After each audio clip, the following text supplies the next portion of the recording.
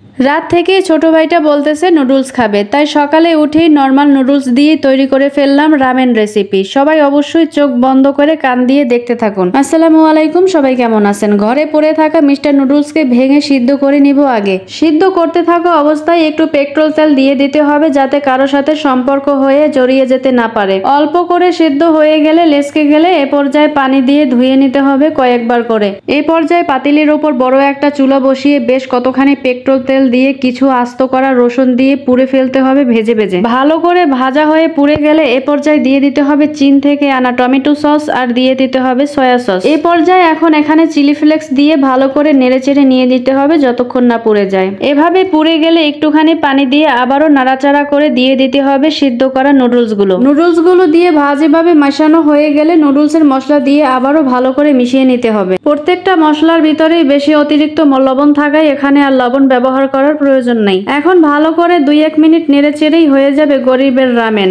ঘরে থাকা উপকরণ দিয়ে মাত্র 5 মিনিটেই তৈরি হয়ে যাবে গরিবের রামেন। এটা খেতে এতটা বাজে রকমের মজা হয়েছে যে আমার বিড়াল ছানা 2জনও খেয়ে ফেলতেছে। যাদের রামেন পছন্দ তারা কোরিয়ান নুডলস না থাকলেও এভাবে ঘরে থাকা নর্মাল নুডলস দিয়েও রামেন তৈরি করে ফেলতে পারেন।